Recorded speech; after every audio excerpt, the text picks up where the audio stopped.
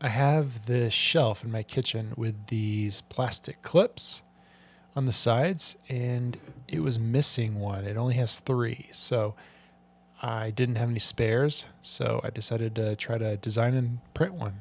I like how it has this shape like a sun with ribs.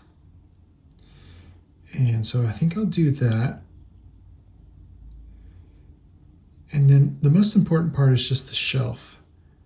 I don't really like or care about this.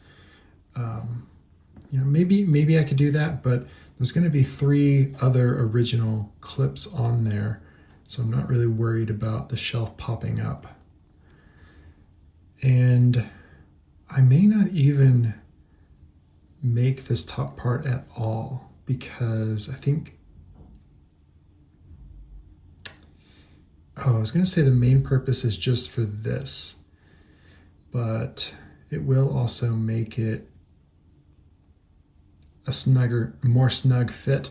And in fact, this curved piece right here makes sure that it's a really snug fit. So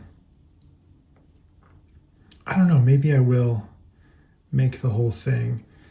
And then print orientation, I'm thinking I print it like that, but there will need to be a few bridges here and here and here and here, but